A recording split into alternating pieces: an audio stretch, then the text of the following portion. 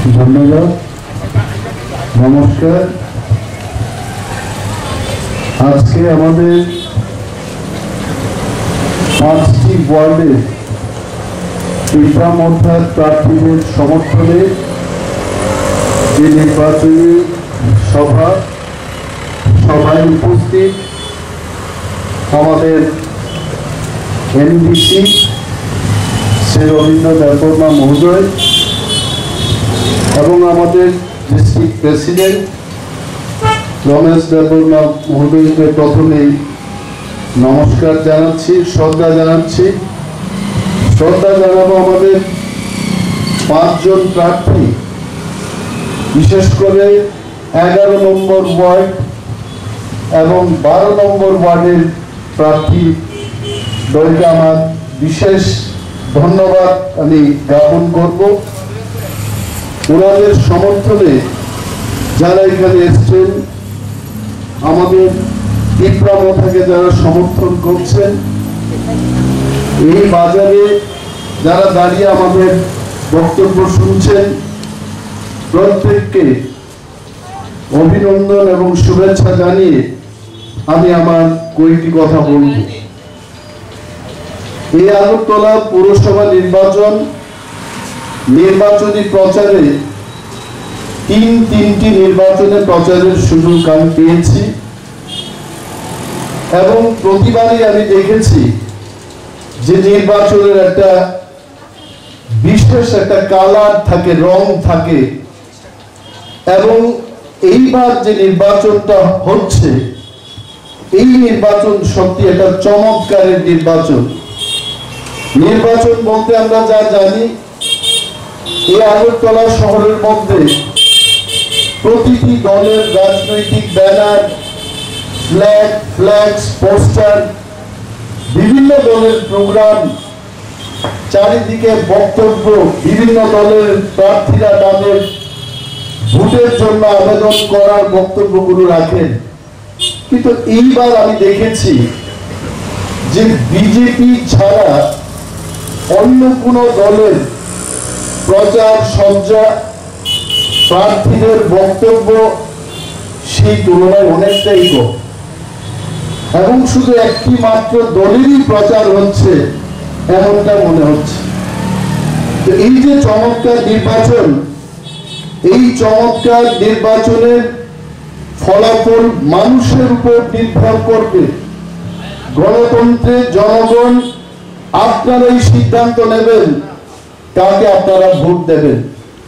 আজকে যখন আমাকে বলা হলো যে আপনাকে বক্তব্য করতে হবে, সত্যি আমি ভাবছিলাম যে কি বক্তব্য রাখবো। ত্রিপুরায় মানুষ পরিবর্তন চেয়েছে, আমিও পরিবর্তন চেয়েছি, আমার মতো হাজারো মানুষ এই ত্রিপুরা রাজ্যের পরিবর্তন চেয়েছেন। কিন্তু এমনই একটা পরিবর্তন আমরা পেয়েছি যেখানে আমি দাঁড়িয়ে যে বক্তব্য করব সেই সাহস অনেকেরই থাকবে না। তাহলে কি আমরা গণতন্ত্রে আমাদের বক্তব্য যদি আমরা রাখতে না পারি, গণতন্ত্র কি থাকবে? মানুষকে আমি প্রতিশ্রুতি দেব, সেই প্রতিশ্রুতি আগামী দিন যদি আমি রক্ষা করতে না পারি, আগরতলা শহরের উন্নয়ন কি করে সম্ভব হবে? বিগত দিনে যে প্রতিশ্রুতিগুলো আমি দিয়েছি, সেই প্রতিশ্রুতিগুলো যদি আমি পালন করতে না পারি, আজকে নতুন করে যদি আমি প্রতিশ্রুতি দেই, মানুষ সেই প্রতিশ্রুতি বিশ্বাস করবেন কিনা আপনারা নিজেরাই ভাববেন। প্রতিটি সরকারের একটা ধরন, একটা নমুনা থাকে। নৃপেন বাবুর আমলে একটা সরকার, সেই সরকার পরিচালনার একটা ধরন ছিল। ত্রিপুরার মুখ্যমন্ত্রী মানিক বাবু, ওনার আমলের সরকারের একটা ধরন ছিল। আজকে যারা পরিচালনা করছেন সেই সরকারের একটা ধরন। এই যে বিশাল পরিবর্তন ত্রিপুরায়, আজকে চারিদিকে আমরা যখন যাই, মানুষ বলছে ত্রিপুরার উন্নয়ন হচ্ছে না। অন্যদিকে আমরা যখন সরকারের বক্তব্য শুনি, সরকার বলছে আমরা হাজার হাজার কোটি টাকা খরচ করে ত্রিপুরার উন্নয়ন করছি। এই মাত্র গন্ডাছড়া থেকে আমি আগরতলায় এলাম। গন্ডাছড়া মহকুমার যে হসপিটাল, সে হাসপাতালে গিয়ে আজকে দেখেছি হাসপাতালের বিল্ডিং যে কোনো মুহূর্তে ভেঙে পড়ে যাবে। তারপরেও যদি ত্রিপুরার সরকার বলে যে আমরা ত্রিপুরায় স্বাস্থ্য পরিষেবার উন্নয়ন করেছি, আমি অনিমেষ ব্যাপারে আমি বিশ্বাস করব না। এই কথাগুলো আমাদের মনে করতে হবে, রাখতে হবে, খোঁজখবর দিতে হবে। আমরা নেতৃবৃন্দের আমরা বক্তব্য করব, মাঠে ময়দানে গিয়ে মানুষকে প্রতিশ্রুতি দেব। আমি বলবো ঘরে ঘরে আমি রোজগারের ব্যবস্থা করব। আদৌ কি ঘরে ঘরে রোজগারের ব্যবস্থা হয়েছে? আজকে এই ভোটের প্রাককালে এই এলাকার মানুষকে সেটা বিশ্লেষণ করতে হবে। বিশ্লেষণ করে আপনাদের ভোট দিতে হবে। অনেকে বলছেন এইবার ভোট ফ্রি এন্ড ফেয়ার হবে কিনা। আমি আপনাদের বলছি, যখন আমাকে অন্য দল করতে দেওয়া হবে না, সেখানে আমাকে অন্য একটা কৌশল দিতে হবে। আমাকে যদি আমার মতো করে যেতে না দেওয়া হয়, আমি ওনার মতো করে গিয়ে আমাকে ভোট দিতে হবে। তারপরে আমার মনের কথার জবাব আমার দিতেই হবে। যদি কেউ বলে আমাকে ভোট দিতে দেবেন না, আপনি ওনার দলের হয়ে গিয়ে ভোট দিতে পারেন। এই প্রচারের কথাই আমি বলবো। আমাদের মধ্যে অনেকে বলতে পারেন এইবার নির্বাচনী কেন্দ্রে যদি আমাদের যেতে দেওয়া না হয়, তাহলে আমাদের মতামত আমরা কিভাবে পাবো? প্রচারের কোনো দরকার নেই। বিশ্লেষণ করুন। গত 5 বছর ধরে, 3 বছর ধরে আমার এই ত্রিপুরাটি কি হচ্ছে, আগে কেমন ছিল, এখন কেমন আছেন, নিজেরা নিজেদের মতো করে বিশ্লেষণ করুন। আজকে আমাদের একজন বলছিলেন এখানে যে কোনো প্রকারে আমরা জয়লাভ করব। যে কোনো প্রকারে জয়লাভ করা যায় না। মানুষকে সিদ্ধান্ত নিতে হবে।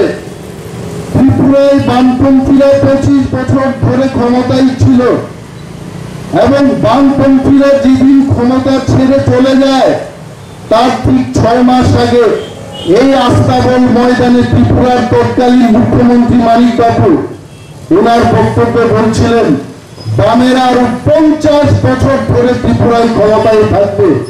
আর মানুষ যখন সিদ্ধান্ত নিয়েছে এই 25 বছরের বাম সরকারকে উৎখাত করে ফেলে দেবে, তখনই সেই সরকারটা চলে গেছে।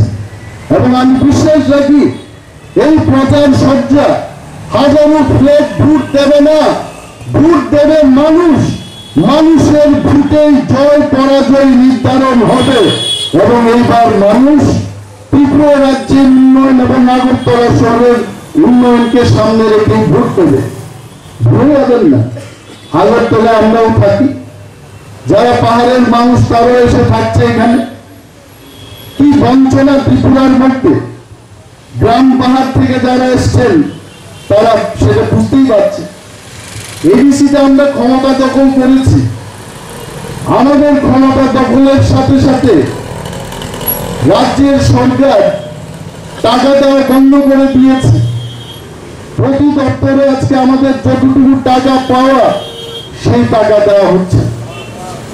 রাজ্যের মন্ত্রীরা, রাজ্যের প্রশাসনে যারা আছেন তারা কি কথা গিয়ে বলবে?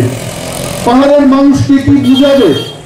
এই আগরতলা শহরের মধ্যে 2003 থেকে আমি আগরতলা শহরের মধ্যে থাকি, এবং আজকে মশার যে উপদ্রব আগরতলা শহরের মধ্যে সেটা 10 গুণ বেড়েছে।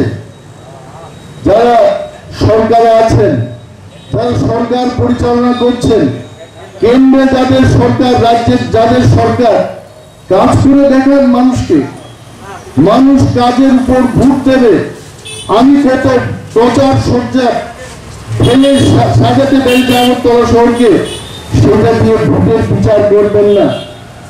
আপনার ভবিষ্যৎকে নিয়ে ভাববেন, রাজ্যের ভবিষ্যৎকে নিয়ে ভাববেন। গণতন্ত্র থাকবে কিনা সেই জিনিসটাকে বিশ্লেষণ করে আমাদের ভোট দিতে হবে। কেন আসলাম আমরা? ত্রিপুরা মঠ আমরা জানি এই 5টা কেন্দ্রে আমরা নির্বাচনে প্রতিদ্বন্দ্বিতা করে আগরতলা মিউনিসিপাল কর্পোরেশনের ক্ষমতা আমরা পাবো না, কিন্তু আমাদের যে ব্যথা, রাজ্যের মানুষের যে ব্যথা, সেই ব্যথা আপনাদের সামনে আমরা বলতে পারবো। আমরা তো লড়াই করতে পারবো। যে জায়গা থেকে আমরা দাঁড়িয়েছি সেই 5টা কেন্দ্রের মধ্যে আমরা ত্রিপুরার মানুষের জন্য কি চায় সেই কাজটা আমরা করে দেখাতে পারবো। আমরা এইটুকু বিশ্বাস আপনাদের দিতে পারি, এইটুকু প্রতিশ্রুতি আমরা দিতে পারি। আমাদের এই 5 জন প্রার্থী যদি নির্বাচিত হয়ে আগরতলা পুরসভায় যান, এইখানে ড্রেনের কাজ হবে, মশা কিভাবে দমানো যায় তার কাজ হবে। এই এলাকার মানুষের সার্বিক স্বার্থের জন্য পুরসভার ক্ষমতা যতটুকু আছে সেই ক্ষমতা ব্যবহার করে যা যা কাজ করার দরকার সেই কাজগুলো আমরা করব। আমাদের ত্রিপুরা মঠ আমরা এটাই বলবো যে ত্রিপুরা রাজ্যে ত্রিপুরা মঠ বলতে অনেকে ভাবতে পারেন যে রাজ্যের মধ্যে শান্তি সম্প্রীতি নষ্ট হবে। এটা তো বানানো গল্প। সেই গল্প আমরা 60-এর দশকের থেকেই শুনেছি। যখন রাজ্যের ত্রিপুরারা সংঘবদ্ধভাবে কোন রাজনৈতিক দল করবে, তখনই বুদ্ধিজীবী একটা মহলের থেকে তারা বলবে মানুষের কাছে এই রাজ্যে শান্তি শৃঙ্খলা নষ্ট হবে। যাদের কাছে কোনো পুলিশের পাওয়ার নেই, যাদের কাছে কোনো বাজেট করার পাওয়ার নেই, যাদের কাছে সম্পূর্ণভাবে রাজ্য পরিচালনার কোনো ক্ষমতা নেই, তারা কি করে রাজ্যের শান্তি সম্প্রীতি নষ্ট করবে? আজকে আপনারা জানবেন না, এবিসিতে আমাদের যারা মন্ত্রীরা রয়েছেন, এক্সিকিউটিভ মেম্বাররা রয়েছেন, তাদের প্রাপ্য থেকে তারাও বঞ্চিত। সাধারণ মানুষের কথা ভুলে যান। আগে সিপিএম যখন ছিল, বামেরা যখন ছিল, এক্সিকিউটিভ মেম্বারদের আগে সামনে পেছনে স্কোয়াডের ব্যবস্থা ছিল, হাউস গার্ডের ব্যবস্থা ছিল। কেন ব্যবস্থা ছিল? কারণ এক্সিকিউটিভ মেম্বাররা মিনিস্টার অফ স্টেট হিসেবে তাদেরকে নোটিফিকেশন দেওয়া হয়েছে, সেই ক্ষমতা দেওয়া হয়েছে, এবং মন্ত্রীদের সামনে এবং পেছনে তাদের স্কুটিং এর ব্যবস্থা থাকে। আজকে রাজ্যের সরকার বলছে এবিসিতে মন্ত্রীদের এত এসকোর্টের দরকার নেই, হাফ এসকোর্ট দিয়ে তাদের চলতে হবে। এই যে বঞ্চনা, আজকে নির্বাচিত প্রতিনিধিদের ক্ষেত্রে সেই বঞ্চনা হচ্ছে। সেই বঞ্চনা হচ্ছে সাধারণ মানুষের ঘরে। প্রতিটি গ্রামে গিয়ে দেখুন, সেখানেও মানুষ বঞ্চিত। আর এখানটায় আমরা ফ্ল্যাগ পোস্টার লাগিয়ে বলবো যে ত্রিপুরার উন্নয়ন হয়েছে, ত্রিপুরাতে কোটি কোটি টাকা এসছে। হিসাব নিয়ে দেখুন, 23,000 লোকের চাকরি হয়েছে বলে সরকার এটা প্রচার। আমরা চ্যালেঞ্জ দিয়ে বলতে পারি, ত্রিপুরা রাজ্যে 23,000 নয়, 2,000 লোকেরও যদি চাকরি দিয়ে থাকে, সেই হিসাব আপনারা নিয়ে দেখুন। এই যে মিথ্যা প্রচার করে ত্রিপুরার মানুষকে বুঝাতে চেষ্টা করছে, তাতে এই শহরতলির মানুষ, আপনারা ভেবে নিন, বিচার বিশ্লেষণ করে আপনারা ভোট দেবেন। এই আগরতলা পুরসভার ভোট থেকে আগামী দিন ত্রিপুরার কি ভবিষ্যৎ হবে, সেই ভবিষ্যৎ নির্ধারণ হবে। ত্রিপুরা মাথার জায়গায় থাকবে। আমাদের আন্দোলনকে নিয়ে আমরা থাকবো। ত্রিপুরায় আমরা শান্তি শৃঙ্খলা নষ্ট করার জন্য কোন আন্দোলন করছি না। এই রাজ্যে যারা এককালে 184 জন রাজত্ব করে গেছেন, রাজারা ত্রিপুরার বাইরের থেকে স্বাধীন ত্রিপুরায় অনেক মানুষকে আশ্রয় দিয়েছেন।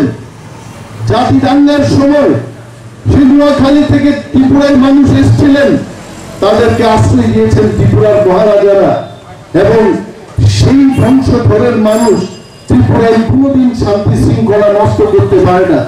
কিন্তু যখন তাদের সমস্ত অধিকার কেড়ে নেওয়া হয়, তাদের আর কোন অস্তিত্বের থাকবে না, তখন তাকে লড়াই করতে হয়। এবং সেই কারণেই ত্রিপুরা মাথা বলছে আমাদের ত্রিপুরারা যেখানে আছে সেই সমস্ত অঞ্চলকে নিয়ে আমাদের গ্রেটার ত্রিপুরাল্যান্ড আমরা গঠন করব এবং এই দাবিকে নিয়ে আমরা এগিয়ে যেতে থাকবো। এখানে কোনো সম্প্রদায়ের বিরুদ্ধে, কোনো ব্যক্তির বিরুদ্ধে আমাদের আন্দোলন নয়। আগরতলার জায়গায় থাকবে, খোয়াই শহরের মতো করে থাকবে, বিশালগড় বিশ্রামগঞ্জ তার জায়গায় থাকবে, কেউ কোথাও ভেঙে নিয়ে যেতে পারবে না। কিন্তু আমাদের যে ত্রিপুরারা যেখানে বসবাস করছেন সেই সমস্ত জায়গাকে নিয়ে আমাদের গ্রেটার ত্রিপুরাল্যান্ড হবে। আজকে যারা বলছেন গ্রেটার ত্রিপুরাল্যান্ডের কোনো প্রয়োজনীয়তা নেই, তাদেরকে আমি বলবো সারা ত্রিপুরার জন্য 22,000 কোটি টাকার বাজেট, সেই 22,000 কোটি টাকা বাজেটের মধ্যে 14 লক্ষ ত্রিপ্রাসাদের জন্য মাত্র 584 কোটি টাকা বাজেট দেওয়া হয়। আপনারা ভেবে দেখুন, 14 লক্ষ মানুষের জন্য 584 কোটি টাকায় আমরা কিভাবে এপিসি এলাকার উন্নয়ন করব। সেই কারণেই ত্রিপুরায় আমরা বছরের পর বছর যখন বঞ্চিত হলাম, সেই বঞ্চনার পাহাড় যখন আমাদের মাথার উপর আমরা দেখতে পাচ্ছি, এই বঞ্চনা থেকে বেরিয়ে আসার লক্ষ্যে আমাদের গ্রেটার ত্রিপুরাল্যান্ড এবং গ্রেটার ত্রিপুরাল্যান্ডকে ছেড়ে ত্রিপুরার মধ্যে অন্য কোনো দলের সাথে, অন্য কোনো দলের সঙ্গে আপাতে আমরা যাব না। গ্রেটার ত্রিপুরাল্যান্ড আমাদের একমাত্র লক্ষ্য থাকবে। এই লক্ষ্যকে সামনে রেখে আমরা নির্বাচনে লড়াই করব। তার অর্থ এই নয়, আপনারা প্রশ্ন করতে পারেন তাহলে এই আগরতলা পৌরসভার জন্য যারা 5টা সিটে লড়াই করেছেন তারা কি এই এলাকাগুলোকে ত্রিপুরাল্যান্ডে নিয়ে যাবে? সেটা অন্য কথা। কিন্তু যতদিন অখণ্ড ত্রিপুরা থাকবে, ত্রিপুরা মাথার একজন সৈনিক ত্রিপুরা রাজ্যের সাথে কাজ করবে, সমস্ত অংশের মানুষের জন্য কাজ করবে। আগরতলা পুরসভায় যে অংশের মানুষই থাকুক না কেন, প্রতিটি অংশের মানুষের জন্য আমরা কাজ করব। বিভেদের রাজনীতি আমরা করি না। যারা আজকে যে কেন্দ্র থেকে নির্বাচিত হয়েছেন, ত্রিপুরা রাজ্যের মন্ত্রিসভায় এমন অনেক মন্ত্রী আছেন যারা হেলিকপ্টার দিয়ে ওনাদের কেন্দ্রে এলেন, জনগণের আশীর্বাদ দিয়ে মন্ত্রিত্বে গেলেন। আজও অব্দি মহাকরণ থেকে আগরতলার নিজস্ব কেন্দ্রে ড্রেনের অবস্থা কি, এখানকার মানুষের বেকারদের অবস্থা কি, ব্যবসায়ীদের কি অবস্থা, সেই খোঁজ খবর রাখছেন না। অথচ আমরা পাহাড়ের মানুষ এসে এখানে কাঁধে কাঁধ মিলিয়ে আগরতলা শহরের উন্নয়নের জন্য আমরা সিদ্ধান্ত নিয়েছি। ছোট হতে পারি, কম হতে পারে আমাদের, আমরা আগরতলা শহরের উন্নয়নে ত্রিপুরার আগরতলার মানুষের সঙ্গে আমরা থাকবো। আগরতলার উন্নয়ন আমরা করবো বলে আমরা প্রার্থী দিয়েছি। তাতে আমাদের কি অন্যায় হয়েছে? আজকে যারা সরকারের বিরুদ্ধে বা সরকারের পক্ষে যারা কথা বলতে চান, বেরিয়ে আসুন, নিজের মতামত ব্যক্ত করবেন, তাতে ভয় কিসে? পুলিশ যদি নাই থাকে, মানুষ থাকবে আপনাদের পাশে। মানুষের সংগ্রাম লড়াইকে নিয়ে আমরা এগিয়ে চলব। মানুষের জন্য আমরা কাজ করছি, মানুষের সাথে আমরা কথা বলবো। আজকে ত্রিপুরা রাজ্যে বেকারের সংখ্যা 10 লক্ষের কাছাকাছি। কি করে এই বেকারদের কর্মসংস্থান করবে সরকারের কোনো পরিকল্পনা নেই। আগরতলা পুরসভার যারা ক্ষমতায় ছিলেন তাদের কোনো পরিকল্পনা নেই। আজকে আপনারা ভারতবর্ষের বিভিন্ন শহরের খবর নিয়ে দেখুন। হায়দ্রাবাদ শহর আজকে থেকে 40 বছর আগে কি ছিল? সে হায়দ্রাবাদ শহরকে ইনফরমেশন টেকনোলজি সমস্ত ইন্ডাস্ট্রিজ এনে সেখানে সাইবরাবাদে পরিণত করেছে। নেতৃবৃন্দদের, নেতাদের, রাজনৈতিক দলের যদি সদিচ্ছা থাকে, সেই দেশের সেই শহরের উন্নয়ন করা যায়। আমাদের আগরতলা শহর আজকে থেকে 20 বছর আগে যে শহর ছিল, আজকেও সেই শহর। কি হয়েছে? এখানে কয়েকটা বাড়িঘর হয়েছে, বিল্ডিং তৈরি করেছে। এগুলো কি সরকার করেছে? এই বিল্ডিং গুলো মানুষ নিজের উপার্জনের টাকা দিয়ে এই বিল্ডিং গুলো তৈরি করেছে। সরকার কি আনতে পেরেছে? এখানে কোন ইন্ডাস্ট্রি রয়েছে? ত্রিপুরার হাজার হাজার ছেলে মেয়েরা বেঙ্গালুরু গিয়ে কাজ করছে, ত্রিপুরার হাজার হাজার ছেলে মেয়েরা চেন্নাই গিয়ে কাজ করছে, দিল্লি শহরে গিয়ে কাজ করছে। কেন করবে? ত্রিপুরায় কর্মসংস্থান নেই।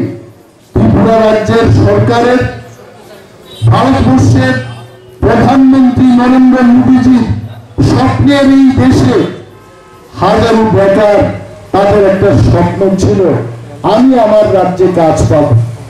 এই রাজ্যে বেকারদের জন্য যদিও ঢালাও প্রতিশ্রুতি দেওয়া হয়েছিল, কিন্তু সেই প্রতিশ্রুতিগুলো আজও রূপায়ণ হচ্ছে না।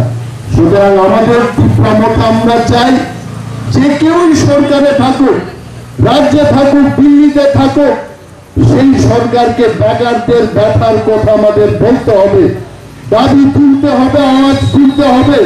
বেকারদের স্বার্থকে আমরা আদায় করে আমাদের আনতে হবে। এই লক্ষ্য নিয়ে আমরা আগরতলা পৌরসভার এই নির্বাচনে আমরা প্রতিদ্বন্দ্বিতা করছি। আমাদের বিশ্বাস, যারা আজকে বঞ্চিত, বেকার, কৃষক, শ্রমিক, ব্যবসায়ী, সমস্ত অংশের মানুষ যারা স্বাধীনভাবে থাকতে চান, গণতান্ত্রিক দেশে গণতান্ত্রিক অধিকার নিয়ে যারা থাকতে চান, তারা তীব্রমতার পাশে দাঁড়াবে, এটাই আমাদের বিশ্বাস। এবং এই বিশ্বাসকে ব্যক্ত করার জন্য ছোট হতে পারি, কম সংখ্যায় হলে আমরা স্ট্রিট কর্নার করে মানুষের কাছে আমাদের দলের বক্তব্য আমরা পৌঁছে দিতে চাই। যারা এখানে দাঁড়িয়ে বক্তব্য শুনছেন, 10টি লোকের কাছে আপনারা প্রচার করবেন, ভয় পেতে নেই।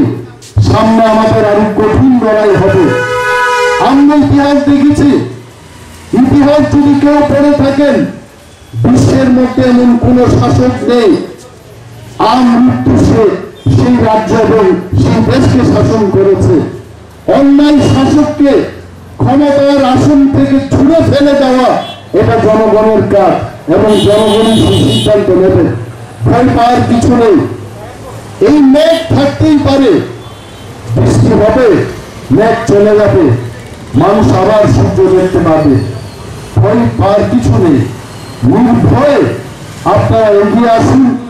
আগামী দিন যে নির্বাচন হবে, সেই নির্বাচনে অংশগ্রহণ করুন। সাংবাদিক বন্ধুদের অনুরোধ করব, আজকে ফেসবুক লাইভ টেলিকাস্ট করে আপনারা প্রতিটি বুথকে আপনারা কাভারেজ দেবেন। ভারতবর্ষের পৃথিবীর মানুষ দেখো, ত্রিপুরা রাজ্যের পৌরসভা নির্বাচনে মানুষ সঠিকভাবে ভোট দিতে পারছে কিনা, সেই তথ্য যেন আমার এই দেশের লোক নয়, আমেরিকায় বসে আমেরিকার লোক যেন সেটা দেখতে পারে, সেই ব্যবস্থা আপনারা করবেন। দুর্নীতিকে আমরা তীব্রমতা যেমন সহ্য করতে পারবো না, আমরা দুষ্ট চরিত্রের মানুষকে আমরা সহ্য করবো না। অন্যায়ের বিরুদ্ধে আমরা লড়াই করবো। ভয় পাওয়ার কি আছে? এই শহরের মধ্যে এটা আমাদের স্বপ্ন। তীব্রমতা আমরা বরাবরই বলি, গ্রেটার টিপ্রালেন হলেও আমরা আগরতলায় থাকবো।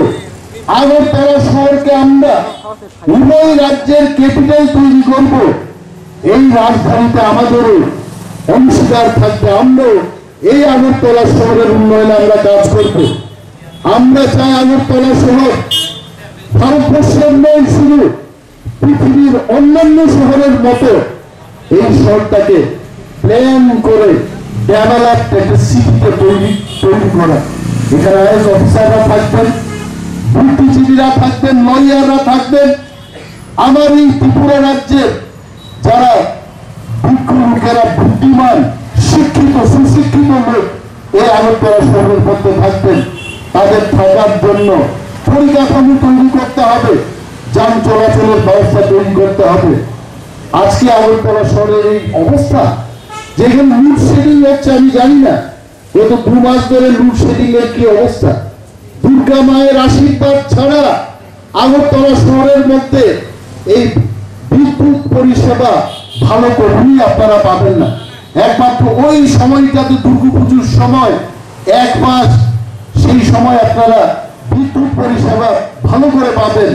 দুর্গা মায়ের বিসর্জন হয়ে যাবে, তারপর আর এখানে এই বিদ্যুৎ পরিষেবার বেহাল অবস্থা আপনারা দেখবেন।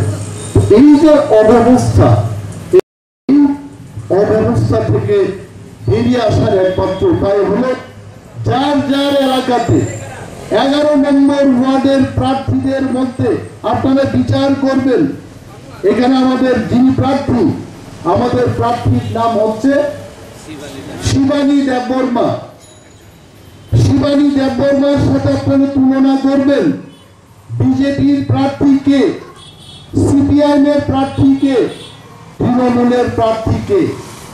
কোন দল কি বলেছেন, কে আমার সাথে কাজ করতে পারবেন, সেইগুলো বিচার বিশ্লেষণ করে চুপচাপ, কোনো দরকার নেই তো, কোনো মস্তানদের সাথে লড়াইয়ের কোনো ব্যাপার নেই, সুস্থভাবে চুপচাপ ভদ্রলোকের মতো গিয়ে ভুটান থেকে ভোট করুন, তারপর দেখিয়ে দিন আপনি কাকে ভোট দিতে চান।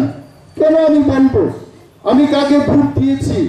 আপনার বুদ্ধিমত্তা আছে, যদি মস্তান সাহেব যদি শুনতে চান উনার প্রার্থীকে আপনি ভোট দিতে হবে, আপনি বলুন আপনার প্রার্থীকে ভোট দিতেই চাইতেছি, আপনার প্রার্থীকে আমি ভোট দিব। যান, ছদ্মবেশে যান, ভোট দিয়ে আইন, মনের মধ্যে সেই ভোট কাকে দেবেন এটা আপনি সিদ্ধান্ত নিয়ে নিন। মস্তান থাকবে, থাকতেই পারে। বিধানসভা নির্বাচনের সময় মস্তানরা ছিলেন পার্লামেন্ট নির্বাচনে, অনেক মস্তানদের ইউটিউবে আমরা দেখেছি। মস্তানদের অভাব নেই, মস্তান থাকবে, কিন্তু মস্তান বাবুদের বোঝাতে হবে আপনি যাকে চেয়েছেন আমি তাকেই ভোট দিয়েছি, কিন্তু আসলে আপনি যাকে ভোট দেবেন আপনার মনের মানুষটাকে ভোট দেবেন, তাকে বলতে নেই। এইটুকু বিশ্বাস রেখে আপনারা ভোট দেবেন।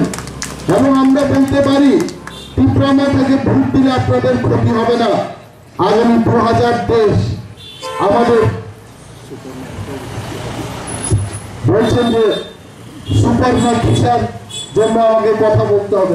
আমি তো 5 জন আমাদের প্রার্থীর জন্যই তো আমি বলছি যে আমাদের প্রতিটি প্রার্থীদের জন্য এখানে অ্যাডভাইজারের কেউ যদি বক্তব্য শুনে থাকেন, অ্যাডভাইজারই গিয়ে বলবেন আমাদের সেখানকার প্রার্থীকে ভোট দেওয়ার জন্য। আমাদের এখানে আনারস সিম্বল, এই আনারস সিম্বলে আমাদের প্রার্থীদের আপনারা ভোট দেবেন। আমি যে কথা বলছিলাম, এই মস্তান বাবুরা থাকবে, মস্তানদের অভাব হবে না, এই বারু থাকবে, কিন্তু তাকে মোকাবেলা করতে হবে। সেই মোকাবেলাতে গদার বিরুদ্ধে গদার লড়াই না। গ্রাম্য বাংলা একটা কথা আছে, রাম দাওয়ের বিরুদ্ধে রাম দাও না, রাম দাওয়ের বিরুদ্ধে সন্ন্যাসের লড়াই হইতেইব। আরে রাবণ যদি সীতারা অপহরণ করতে পারে সন্ন্যাসীর বেশে, একদিন আপনারা সন্ন্যাস দিতে পারতেন না এই মস্তানদের কাছে? যান না সাধু সাইজা দিয়ে আইন নিজের মনের প্রার্থীদের ভোট, তারপরে ভোটের দিনে বাক্স যখন ঘুরবো তখন পাইব মজা। আর 2023-এর কথা কইতেছিলেন, আমাদের এমডিসি রবীন্দ্র দেববর্মা মহাশয় বলছিলেন যে 2023 আমাদের ছেড়ে কেউ সরকার গঠন করতে পারবে না। আমরা কারা? আমরা মানে আমরা যারা গণতন্ত্র প্রিয়, আমরা যারা সরকারের দুর্নীতির বিরুদ্ধে সোচ্চার, আমাদের ছেড়ে তারা পারবে না, মানুষকে ছেড়ে ওরা পারবে না। আর এডিসি এলাকার মানুষ অনেকে বলছে যে টাকার বিনিময়ে ভোট কিনবে। আমি অনিমেষ দেববর্মা চ্যালেঞ্জ ছুড়ে বলছি, ক্যামেরার সামনে বলছি, আমার কোয়ার্টারে 5 বস্তা টাকা পাঠান, আমি নেব না। আমি চ্যালেঞ্জ ছুড়ে বলতে পারি 5 বস্তা গান্ধী মাথার নোট আমাদের 5 প্রার্থীর কাছে পাঠান, এরা নেবে না। আমি বলছি টাকা দিয়ে ভোট কেনা যাবে না। আমরা মানুষের জন্য লড়াই করছি এবং মানুষের জন্যই শেষ লড়াইটা আমরা করব। কেন করবো না? টাকার জন্য এই হেলিকপ্টার দিয়ে আজকে মানুষ প্রশ্ন তুলছে, বলছে যে এয়ারপোর্ট গুলো বিক্রি হচ্ছে। দাদা এটা বুঝলাম না। ট্রেন লাইনও বলে বিক্রি হলো, দাদা বুঝলাম না। আরে ভাই কারণ আছে, এটা এয়ারপোর্ট যদি মনের মতো মানুষের কাছে দেওয়া যায়, গাঞ্জাটা তো এয়ারপোর্ট দিয়েই বিক্রি করবো, নিয়ে যাইব। কইব ভাই আদানি ভাই 50 বস্তা ড্রাগ যাইবো, গাঞ্জা যাইবো, তুমি এটা পাস করতে দাও। আর যদি এটা সরকারের কাছে থাকে, এটা মিলিটারি সেখানে চেক করবে। কংগ্রেসের লোক থাকতে পারে, সিপিএম এর আর্মি থাকতে পারে, টিপ্রামথার একজন সিআইএসএফ এর জওয়ান থাকতে পারে, সে তো চাইতে দিত না। আর এয়ারপোর্ট গুলো যদি আমার ভাই আদানিরে যদি দেওয়া যায়, তো গাঞ্জাটা তো এই ট্রাকে চুরি কইরা কেন নিব? চুরাই বাড়ি দিয়ে আবার পরে এয়ারপোর্ট দিয়ে নিব, যাও না ভাই নিয়ে যাও, ট্রেন ভর্তি নিয়ে যাও। কেন নেবে না? ট্রেন লাইন কেন? বেসরকারিকরণের আর দেখে না এরা কোন জায়গায় বেসরকারিকরণ করতে দিব, এটা আমাদের সব জানা আছে। মানুষ চোখ কান খোলা রাখুন, সজাগ থাকুন। এক্সিকিউটিভরা, মেম্বাররা, নির্বাচিত প্রতিনিধি 14 লক্ষ ত্রিপুরাদের জন্য ভোট দিয়ে মানুষ জনপ্রতিনিধি করে পাঠিয়েছেন, তাদেরকে সম্মান দেওয়া হচ্ছে না। অভয়নগরের জুতার সেলাই করে যারা, আপনারা সম্মান পাবেন না। আমাদের সময় শেষ হয়ে গেছে মনে হচ্ছে, আমাদের সময় শেষ নাকি? তিনি আমি নির্বাচনী আইন লঙ্ঘন করব না, আমি আইনের মানুষ, আমি আর বিশেষ কিছু বক্তব্য রাখছি না। আমাদের এই প্রার্থীদের আনারস সিম্বলে ভোট দিয়ে বিপুল ভোটে জয়যুক্ত করুন, এই আবেদন রেখে আমার বক্তব্য শেষ করছি।